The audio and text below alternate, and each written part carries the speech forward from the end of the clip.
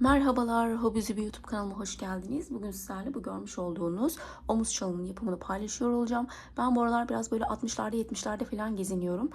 Omuz şalı dedik ama pelerin panço olarak da geçiyor. Bunu Pinterest'te görmüştüm. Çok hoşuma gitti. Hemen örmek istedim. Sayılarını çıkardım. Kendime göre uyguladım. Ölçülerinden hızlıca bahsedeyim. Bunu kendi beden ölçünüze göre uzatıp genişletebiliyorsunuz. Dolayısıyla başlangıç sayımız önemli. Başlangıcı yaptıktan sonra şöyle kendi bedeninize göre omuz hizanıza bağlı olarak zaten bunu video içerisinde de gösteriyorum. Genişletme ve uzatma imkanınız var. Yani vereceğim ölçü çok önemli değil bu noktada çünkü. Vereceğim sayılar önemli. Bunda sadece şöyle uzunluğunu söyleyeyim sizlere. Çok uzun değil çünkü. 41 santim geliyor uzunluğumuz. Bunu istediğiniz kadar ister bel hizanıza ister dirsek hizanıza uzatma imkanınız var. İplerimden bahsedecek olursam şöyle çok eski bir ipim vardı benim. Yani bunun inanın ki markasıdır, kalınlığıdır nasıl anlatacağımı bilemiyorum. Şöyle biraz yün bak tüylü tüylü. Tüylü tüylü ama kalınca bir ip aslında. Tüylü, sert ve kalınca bir ip. Yani keçi ipi gibi de geçiyor olabilir. Çok bilemiyorum. Bilenleriniz varsa yazsın, yani anlayanınız varsa şu an bu ipin ne cins olduğundan. Tüylü tüylü, yün ve böyle parçacıkları var içinde. Bu çok eski bir ipimdi. Başka bir şeyler örmüştüm, hoşuna gitmemişti. Onu söktüm. Direkt bunu ördüm ve 5 numaralı tığ kullandım bunu örerken. Göstermiş olduğum orta kalınlıktaki ipimle bu ölçülere vardım. Bunu da belirtmek istiyorum. Hiç vakit kaybetmeden hemen yapım aşamasına geçmek istiyorum. Kolay gelsin, çabuk bitsin diyorum benimle örecek olanlara. Şimdi ben kendi yaka sayımı belirlerken şuradaki trabzanlarımı 71 tane olarak ayarladım. Sizler için daha küçük bir sayıyla göstermek istiyorum ki hızlı hızlı ilerleyelim diye. Şu şekilde yine elimde orta kalınlıkta bir ipim var. Hatta orta kalınlıktan bir tık kalın çünkü 5 numarayla örebiliyorum. Şimdi siz 71 tane zincir çekip ya da daha fazlasında 71 adet trabzan elde etmeniz gerekiyor. İkili trabzan. Ben şöyle küçük bir trabzan kümesi üzerinde göstereceğim sizlere. Zincirlerimi çekiyorum öncelikle. Bunun için 70 tane zincir çekiyorsunuz. Sonrasında son zincire parmağınızı koyup 3 tane daha şöyle zincir çekerek tığımın üstüne ipimi doluyorum. Parmağımı koyduğum noktaya battığımda 2 tane trabzanım oluyor yan yana. Bu şekilde sıramın sonuna kadar götürüyorum. İstediğim sayıya ulaşana kadar. Dilerseniz çok daha fazla zincir çekersiniz. Herhangi bir aksaklık olmaması adına sonrasında trabzanlarınızı üzerine yaparsınız tekrardan.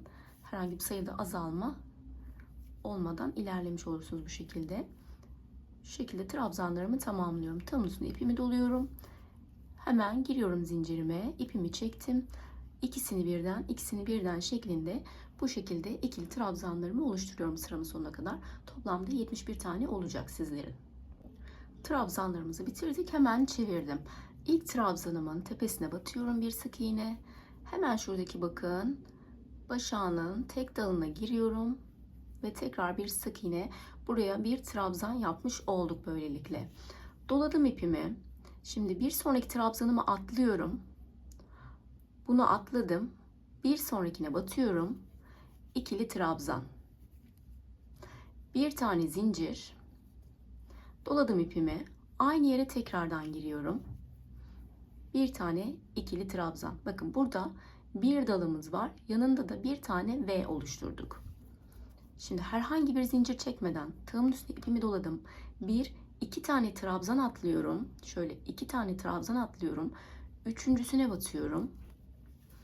İkili trabzan, bir tane zincir doladım ve aynı noktaya tekrardan giriyorum.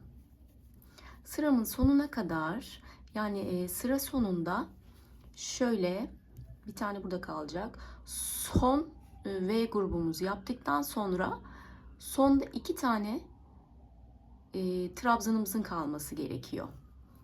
Şöyle bakın. Son V'mi yaptım. İpimi doladım. 2 tane atlıyorum ve üçüncüye batıyorum.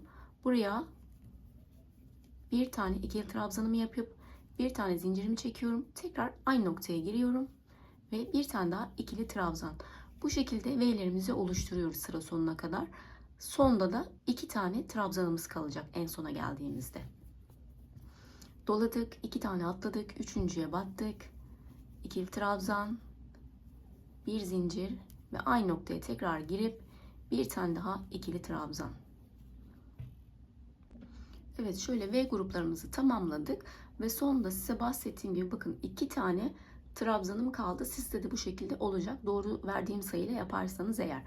Doluyorum ipimi, bir taneyi atlıyorum ve şu başlangıçta zincir çekmiş olduğumuzu da bir tane trabzan sayarsak bunun tepesine batıyorum ve buraya bir tane üçlü trabzan yapacağım. Önce birini, sonra ikisini ve sonra ikisini birlikte çekiyorum. Şimdi bu kenarların çok kasmaması için üçlü trabzan yaparak dönmemiz çok daha iyi olacaktır.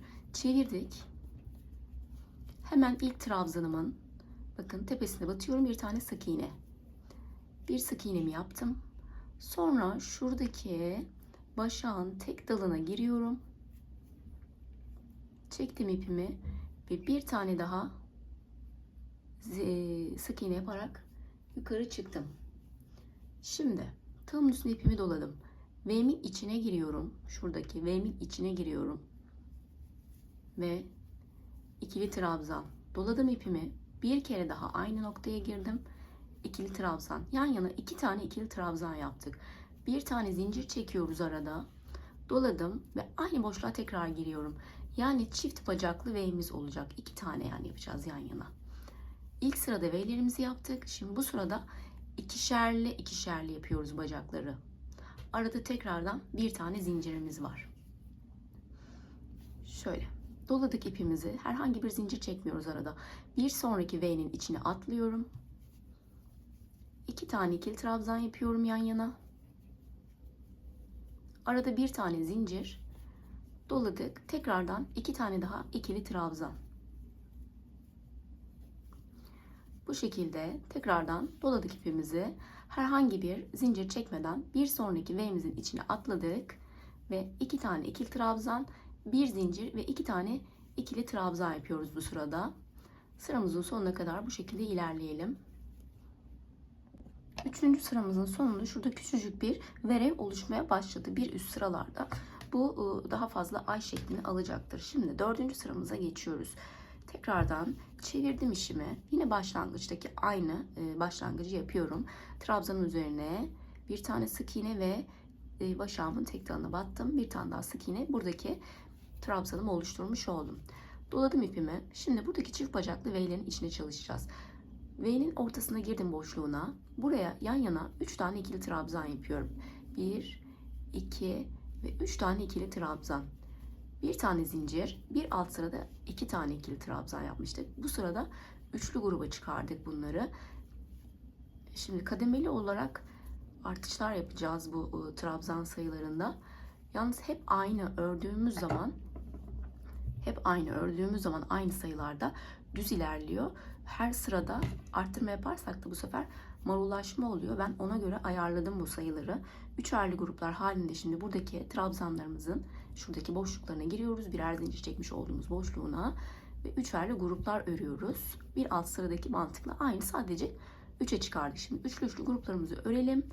Arada bir zincir 3 gruptan sonra tekrardan üçlü grup. Bu şekilde sıramın sonuna kadar ilerliyorum.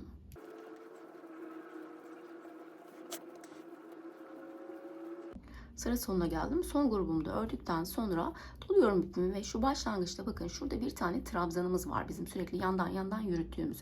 Bunun da tepesine batıyorum şu şekilde. Buraya tekrardan bir tane 3 seferde çıkmış olduğum trabzanım oluyor. Önce biri, sonra ikisi, sonra ikisi. Yani şu başlangıcı ve sonları muntazam yürütebilmemiz için dediğim gibi üçlü trabzan yaparsanız çok daha sizin için iyi olacaktır. Sonrasında kasma yaparsa buraları böyle büzüşüyor çünkü. Sonra dönüyorum. Tekrardan bakın aynı başlangıcımı yapıyorum. Bu sırada da tekrardan bütün trabzanların içlerine üçerli gruplar yapıp bitiriyoruz. Bir sonraki sırada arttırmamız olacak. Üçerli gruplar yapalım bu sırayı tekrardan. Evet, 5 sıra boyunca ördük. 6. sıramızdayız. Bakın iyice ne belirgin olmaya başladı verevimiz. Sizinkisi tabii 71 tane üzerine kurulu olduğu için çok daha büyük olacaktır. Şimdi şu taraftan görebileceğiniz üzere bakın şöyle açtığım zaman kocaman bir parçam var. Ekrana sığmıyor şu an ve 5. sırada şurada fazlasıyla verilmiş durumda. Şimdi 1 2 3 4 5 6. sırama geçiyorum. 6. sıramda tekrardan bakın başlangıcımı yaptım. Şöyle trabzanımı çıktım. Doladım ipimi. Üçlü gruplarımın içine şimdi bu sırada 2 sıra boyunca şimdi böyle gidiyoruz ve dönüyoruz. 2 sıra boyunca dörtlü gruplar olarak öreceğiz. Bakın 3 4 tane ikili trabzan yaptım. Araya bir tane zincir çekiyorum. Sonrasında doladım ve tekrar aynı boşluğa giriyorum. 4 tane daha ikili trabzan. Yani toplamda 8 tane trabzanımız var aslında burada. 2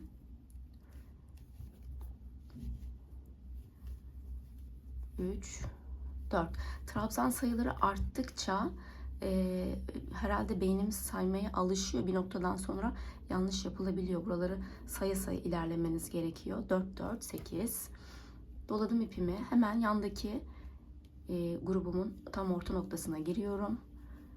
8 tane de buraya olacak. 4 tane, sonra bir zincir ve sonra tekrardan 4 tane yapıyorum. Bu sırayı bitiriyorum.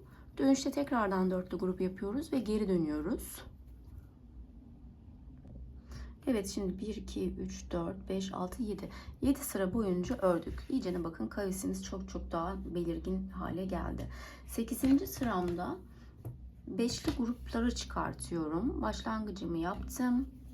Hemen şimdi burada çok daha iyi saymanız lazım. Çünkü ben çok fazla geri döndüm bu noktada. Beşli grupları yaparken beni en zorlayan setler oldu diyebilirim. 2 3 4 5 sonra bir zincir, sonra tekrar 5 tane daha. Şimdi burası çok kalabalık olduğu için sanki bitmiş gibi algılayıp bir yere dalıyorsunuz şurayı yaptıktan sonra dolayıp şuraya atlanabiliyor. Ben bunu çok yaptım. Burada buna dikkat edin. Çok fazla geri dönmemeye gayret edin. Çünkü uzun bir parçamız var. Ben bu hatayı yaptım. Siz bu hatalara düşmeyin diye üzerinde durmak istedim özellikle. Şimdi kaç tane oldu? 1 2 3 4 5. Bu sıramı da beşli grup olarak devam ediyorum. Sıramın sonuna kadar beşli gruplar olarak öreceğim. Şurada tekrardan bir konuşalım. Evet, şimdi sıramın başına geldim. Bu noktadan itibaren ne yapıyoruz? Bu noktadan itibaren omzunuzun üzerine koyuyorsunuz.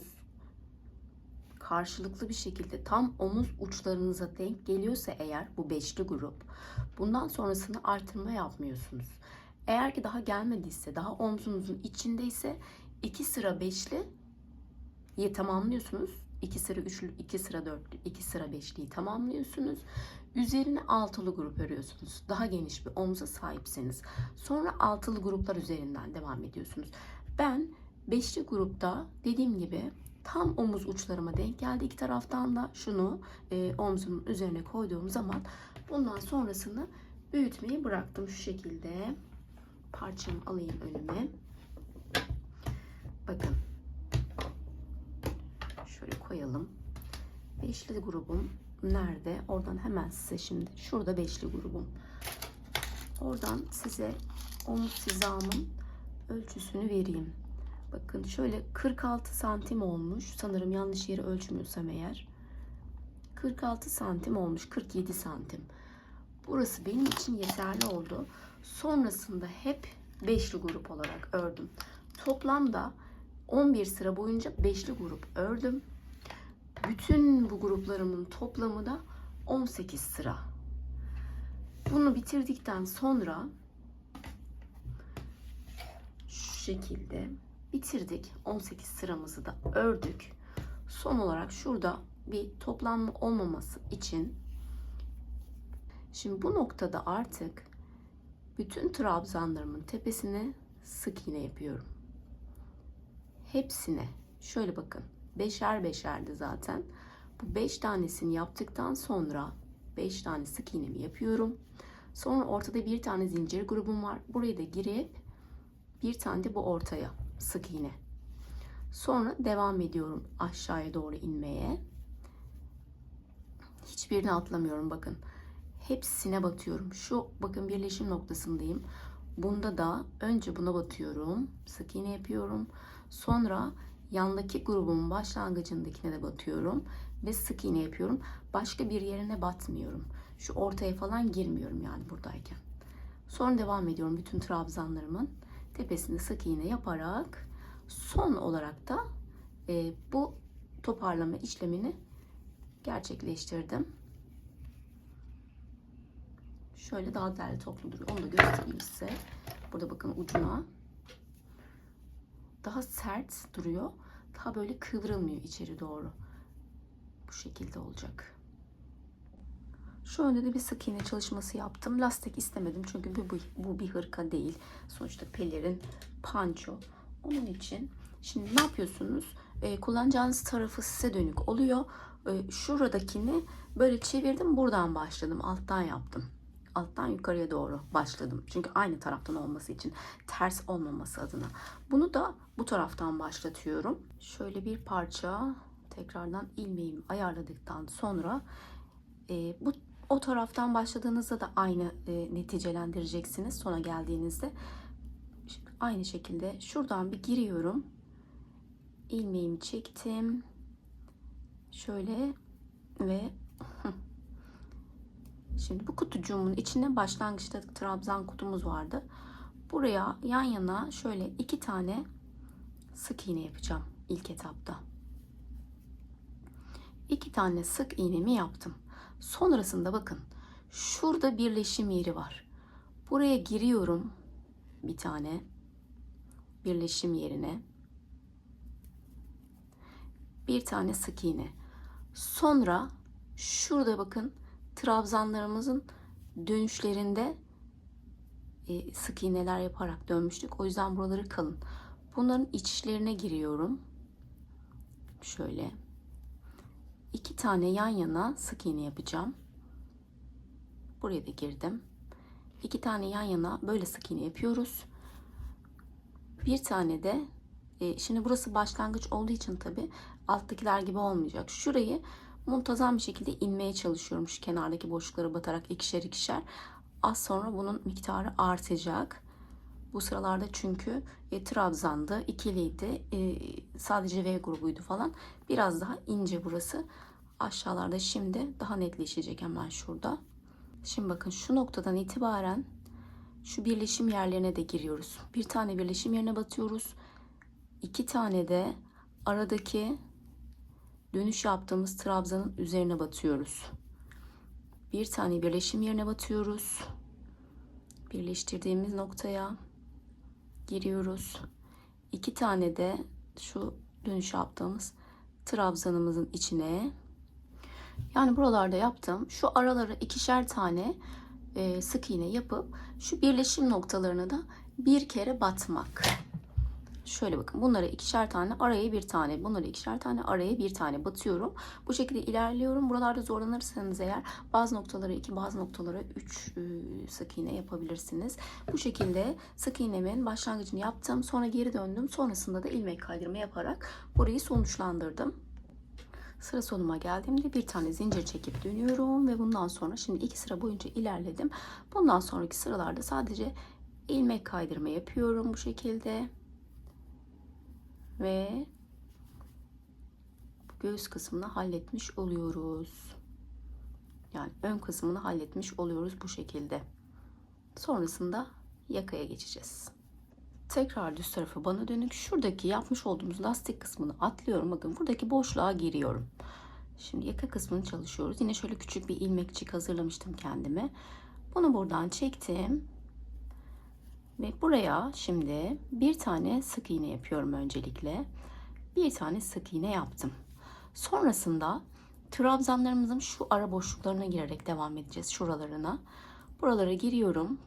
Bu ara boşluklarına giriyorum. Sık iğneler yaparak ilerliyorum.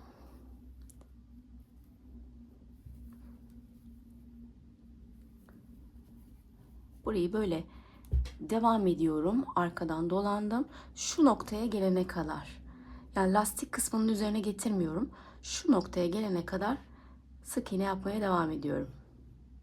Şu noktadan başlamıştık. Tam olarak lastiği yapmadık. Döndüm geldim ve bu noktada bitirdim. Tekrardan lastiği yapmıyorum. Şimdi şuradayım bakın.